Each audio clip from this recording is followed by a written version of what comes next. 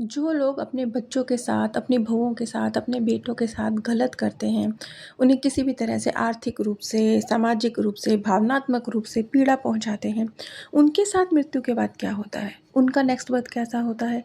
मृत्यु के बाद सोल वर्ल्ड में उनकी क्या जगह होती है? वो कैसा महसूस करते हैं?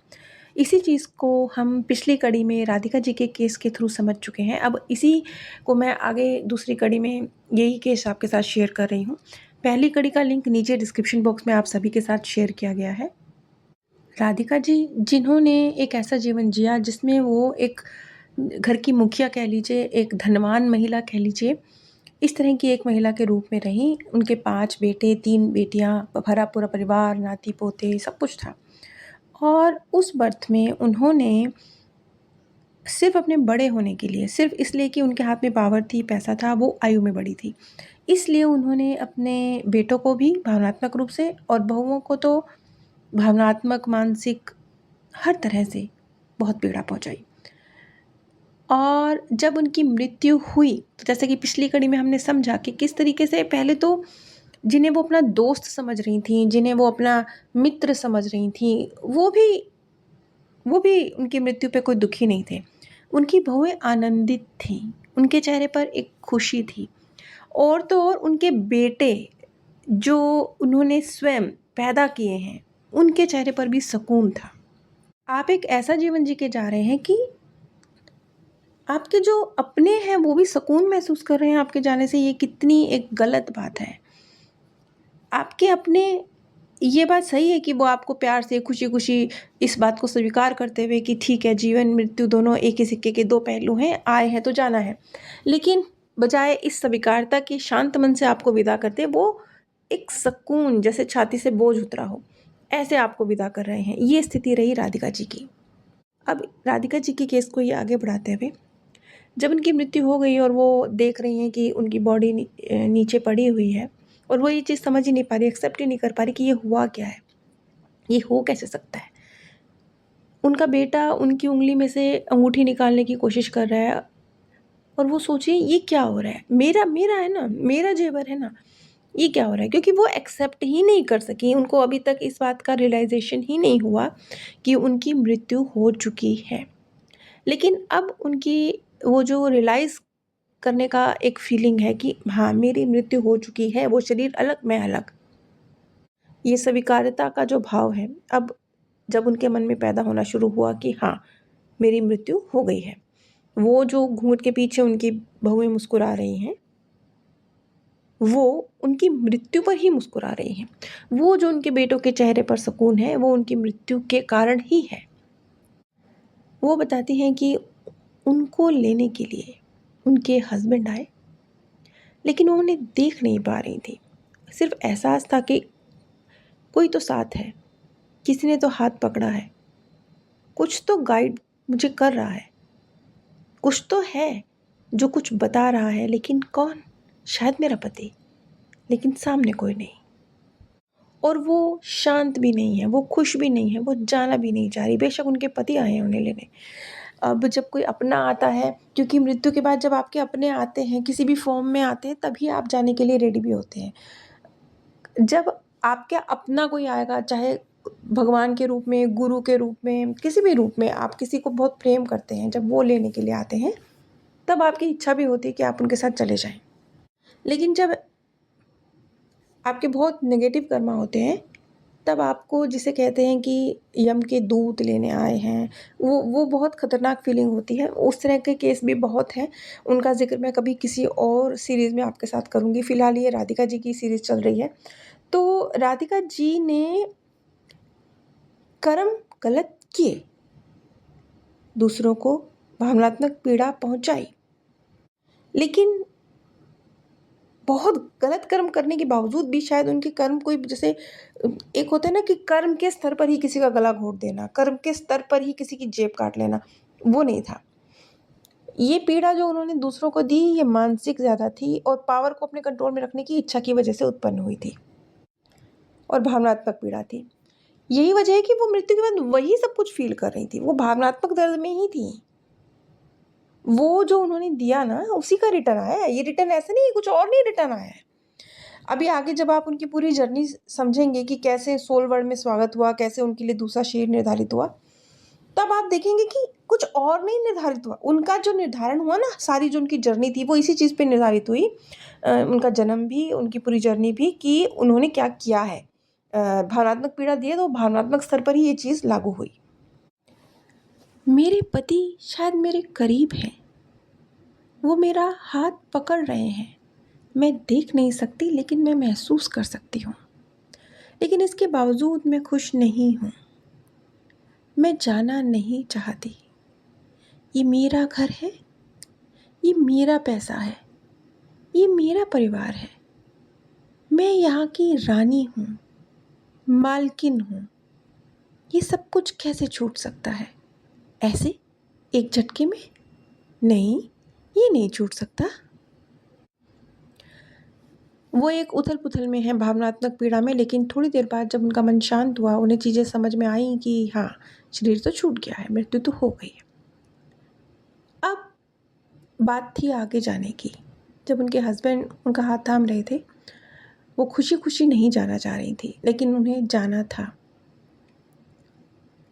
उन्हें एक मैसेज कन्वे हुआ, अब आगे बढ़ना है, कुछ नया इंतज़ार में है, पीछे छोड़ दो। उनका जवाब था, नहीं हो पा रहा, मैं नहीं छोड़ सकती। मैंने तिनका तिनका बुना है। तुमने तिनका तिनका बुना है? नहीं, तुमने तिनका तिनका नहीं बुना। इसका क्या मतलब है? ये तिनके किसी और के हिस्से के थे।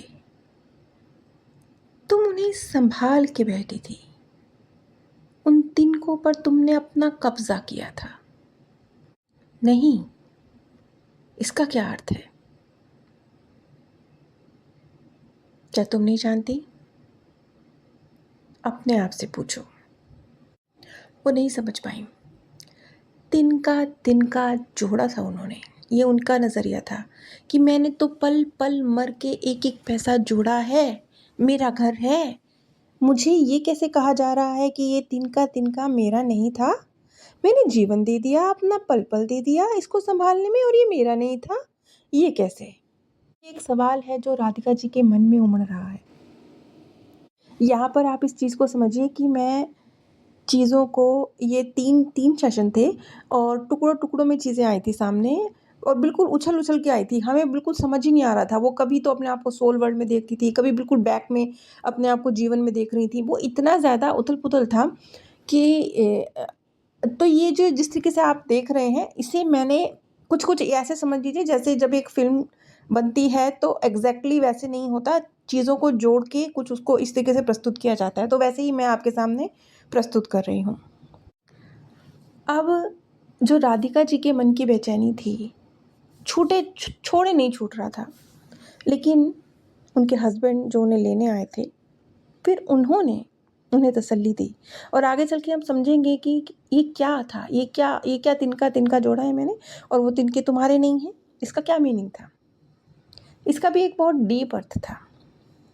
वो जो तिनके उन्होंने जोड़े, जिसको जिसको उन्होंने कहा वो मैंने बहुत मेहनत की, इसको थोड़े डीप अर्थों में समझना है। अगर अब हम इसको डिकोड करते हैं। अब एक्चुअली अगर मैं इसे ही सही मायनों में डिकोड करूँगी ना, तो वीडियो काफ़ी लंबी हो जाएगी, लेकिन अब ठीक है, लंबी हो जाएगी तो हो जाएगी, इसकी सीरीज़ बना लेंगे। लेकिन अब चीज़ को मैं सही तरीके से ही एक्सप्लेन करने की कोशिश करूँगी। तो जो तिनका तिनका उन्होंने जोड़ा था, हकीकत में वो उनका लालच था, वो उनका कब्ज़ा था, वो अधिकार का भावना थी। उन्होंने घर बनाया, ज़मीन, खेत, सोना, परिवार, बच्चे, घर का सामान, क्या-क्या बनाया ना। वो तिनका तिनका जो उन्होंने जोड़ा, वो उनकी पावर को मजबूत कर रहा था। वो उनके अधिकार को मजबूत कर रहा था। वो उन्हें बता रहा था कि वो कितनी पावरफुल हैं। इसलिए वो तिनके वो जोड़ रही थी। हकीकत में जो जीवन वो इस धरती पर लेके आई थी, अपने 5 पुत्र और 3 पुत्रियां, इतना बड़ा उनका परिवार था, उन तिनकों पर बचपन से ही उनके बच्चों का भी अधिकार था, जो उन्होंने अपनी पावर को, अपने राज्य को बनाए रखने के लिए उन्हें प्रदान नहीं किया था। यानी जो तिनके उन्होंने जोड़े थे वो हकीकत में उनके बच्चों के ऊपर इन्वेस्ट होने वाला धन था, वो नहीं किया गया। यही वजह थी कि जब उनकी मृत्यु हुई तो बच्चों के चेहरे पर भी सुकून है। तो ये एक तरह से एक जीवन वो इस दुनिया में लेकर आई, तो उसे उसका हक नहीं दिया, उसे उसका हक नहीं दिया। अब देखिए, हमने देखा कि वो लगभग 75-76 वर्ष की आयु में उनको मृत्यु प्राप्त हुई, और उनका जो पुत्र था वो उनसे सिर्फ 15-16 वर्ष छोटा था, तो लगभग 60 के आसपास वो भी होगा। तो आप देखिए कि उन्होंने कैसा कैसा एक पावर का गेम खेला कि उनका पुत्र भी बुजुर्ग हो गया, लेकिन उन्होंने पावर अपनी नहीं छोड़ी। पुत्र भी बुजुर्ग हो गया, यानी उसका जीवन भी गया, लेकिन उसके जीवन पे जो उन्होंने धन जो जोड़ा था वो इन्वेस्ट होती तो शायद उसका जीवन बेहतर होता। शायद फिर उनकी मृत्यु पर बच्चों के चेहरे पे सुकून ना होता। सुकून मतलब शांति तो होती कि चलो जाना है, आए हैं तो जाना है, लेकिन खुशी वाली बात ना होती। वो खुशी वाली बात हुई। क्यों? क्योंकि वो तिनके उनके बच्चों के भी हक के थे जो उन्होंने जोड़े। वो उन्होंने इसलिए नहीं जोड़े कि वो बच्चों के लिए जोड़ रही थी, नहीं, नहीं, ये उनका एक इल्यूज़न था कि मैं तो ये धन अपने बच्चों के लिए जोड़ रही हूँ।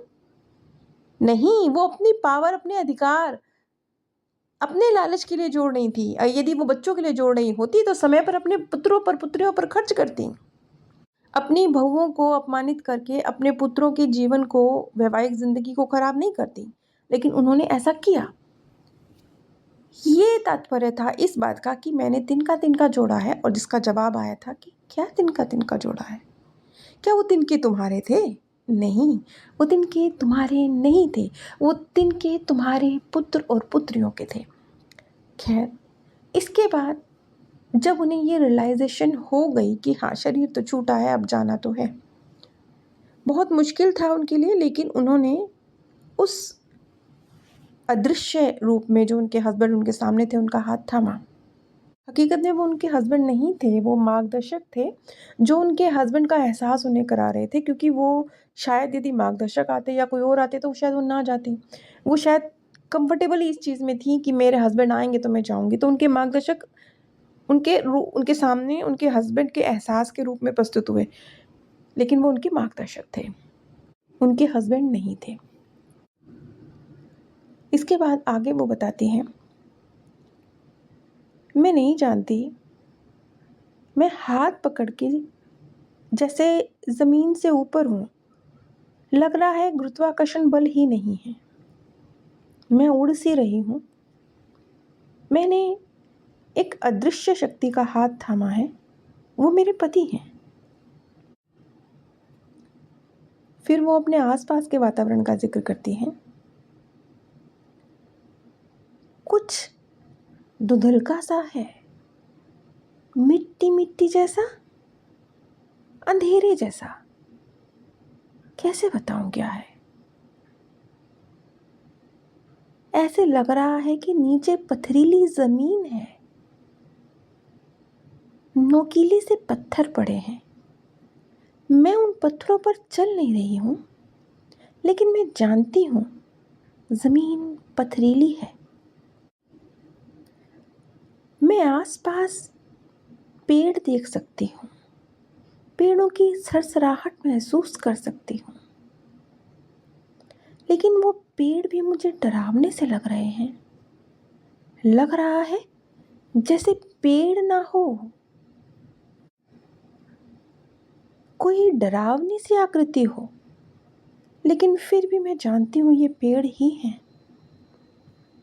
मैं नहीं जानती ये कैसा रास्ता है, लेकिन मैं बिना ज़मीन पर पाँव रखे चली जा रही हूँ। ये धुंधलापन कुछ कुछ छट सा रहा है, लग रहा है थोड़ी थोड़ी सी रोशनी है, जैसे सुबह हल्की सी सूरज की किरण सी निकले, कुछ कुछ उजाला सा हो, कुछ कुछ। इस उजाले में मुझे एक सुरंग दिखाई दे रही है, लेकिन मैं जाना नहीं चाहती हूँ। ये रास्ता अनजाना है, मुझे डर लग रहा है, लेकिन फिर भी वो शक्ति मुझे उस सुरंग में धकेल रही है। मैं चाहूँ या ना चाहूँ, मैं उस सुरंग को पार कर रही हूँ। आगे वो बताती हैं, मैं इस सुरंग के आसपास और भी कुछ आत्माएं हैं, उन्हें महसूस कर सकती हूँ। देख किसी को नहीं सकती, लेकिन मैं जानती हूँ आसपास बहुत से शायद मेरे ही जैसे लोग हैं जो मृत्यु को प्राप्त हो चुके हैं। कोई है, वो भी उन्हें गाइड कर रहा है, जैसे मुझे भी कोई गाइड कर रहा है। खैर, जो भी हो, मैं आज़ाद तो महसूस नहीं कर रही। मुझे कुछ अच्छा नहीं लग रहा। ऐसा लग रहा है मेरा मेरा मेरा मेरा कुछ छूट गया है। क्या छूट गया है? एक जीवन छूट गया है। क्या छूट गया है? एक नाम छूट गया है। क्या छूट गया है? एक शरीर छूट गया है। मैंने पूरा जीवन जो जोड़ा, वो सब छूट गया है। आगे वो बताते हैं, मैं उस सुरंग को पार कर चुकी हूँ। सुरंग के बाहर एक बड़ा सा जैसे स्थान है, एक बड़ा सा जैसे गेट है। मैं नहीं जानती उसके पार क्या है, लेकिन कुछ तो है जो बहुत बड़ा है, असीमित सा। मैं वहाँ अपने स्वर्गीय दादाजी को देख सकती हूँ, अपने स्वर्गीय पिताजी को देख सकती हूँ। वो मेरे स्वागत को खड़े हैं। उनके चेहरों पर एक मंद सी मुस्कुराहट है। अब जाकर मुझे सुकून मिला। अब जाकर मुझे अच्छा लग रहा है। मैं अपने पिता के, अपने दादा के गले लगना चाहती हूँ, लेकिन मुझे मौका नहीं मिल रहा है। जैसे जैसे मैं उनके करीब आती हूँ, वैसे वैसे वो मुझसे दूर जाते हैं। ये क्या है? ये क्यों है? ये जो लफ्ज़ उन्होंने कहे कि जैसे जैसे मैं उनके करीब आती हूँ, वैसे वैसे वो मुझसे दूर जाते हैं, ये क्यों हुआ? ये है एक जैसे भावनात्मक पीड़ा का ही एहसास। ये दो वजहों से है। एक तो आत्मा खुद भी जान रही है जो कुछ करके आई है ना, और दूसरा ये उसको कुछ रियलाइजेशन हो रहा है कि जो किया था वो रिटर्न कैसे आ रहा है। आगे वो बताती हैं, मैं अपने पिता के गले लगना चाहती हूँ, लेकिन लग नहीं पा रही हूँ। वो मुझसे थोड़ा दूरी पर है, लेकिन फिर भी मैं संतुष्ट हूँ, क्योंकि उनके चेहरे पर मंद सी मुस्कुराहट है। मेरे दादाजी, जिन्हें मैंने कभी युवा नहीं देखा, लेकिन आज मैं उन्हें युवा देख रही हूँ। मैं जानती हूँ कि वो मेरे दादाजी हैं, लेकिन वो ऐसे लग रहे हैं जैसे 20 वर्ष की आयु के हों। मैंने तो अपने दादाजी को 20 वर्ष की आयु में कभी नहीं देखा ना, लेकिन मैं जानती हूँ कि वो मेरे दादाजी हैं। मैं छू उन्हें भी नहीं सकती, मैं गले उनके भी नहीं लग सकती, लेकिन फिर भी मैं बहुत खुश हूँ। कम से कम मैं उन्हें देख पा रही हूँ। उनके चेहरे की मंद मुस्कुराहट मुझे शांति का एहसास दिला रही है। ये थी राधिका जी की यात्रा शरीर को छोड़ने के बाद, और उनका वेलकम गेट पर जो उनके प्रियजनों ने किया। लेकिन उसके बाद बहुत सारे सवाल हैं ना, जो कुछ भी वो करके आई हैं, क्या कौन से तिनके थे, क्या किया था उन्होंने, क्यों उन्हें इतना दर्द हो रहा था, क्या उनको आगे जीवन मिलना था, कौन से कर्मों का फल था, आगे क्या उनका नया बर्थ था, क्यों उनकी ज़िंदगी में उथल-पुथल थी, कैसे शांत होगी, क्या हुआ आगे उनके बहुओं का और उनके पुत्र और पुत्रियों का, जिनके लिए उन्होंने तिनके-तिनके जोड़ने का दावा किया था, क्या वो सचमुच उन्हीं के लिए जोड़ रही थीं? ऐसे बहुत सारे अधूरे से, अनकहे से सवाल। कैसा रहा उनका जीवन? क्या उन्होंने अपने जीवन को सार्थक किया या कुछ अधूरा छूटा? इन्हीं सवालों के जवाब हम अगली कड़ी में समझेंगे। अगर आपके जीवन में भी कोई समस्या है, क्या, क्यों, कैसे, लाइफ लेसन क्या है, अब आगे क्या करना है, आगे कौन सा रास्ता निकलेगा, क्या उपाय होगा, क्या जीवन ऐसे ही चलेगा या परेशानियों का अंत होगा? ऐसे बहुत से सवाल हैं जो हम सभी के मनों में चलते हैं। अगर आप उनका सटीक उत्तर जानना चाहते हैं, अपने मार्गदर्शक से जानना चाहते हैं कि क्या करें, कैसे करें, कब करें, क्या वो हमारे साथ हैं? आप पीएलआर प्रक्रिया करवाना चाहते हैं, सीखना चाहते हैं, आकाशीय रीडिंग कराना चाहते हैं, तो आप स्क्रीन पर दिए गए व्हाट्सएप नंबर पर संपर्क कर सकते हैं। आप सभी पर परमात्म सौंदर्य, प्रेम और आनंद सदैव बरसता रहे। आप सभी दिव्य परम धाम में स्थान प्राप्त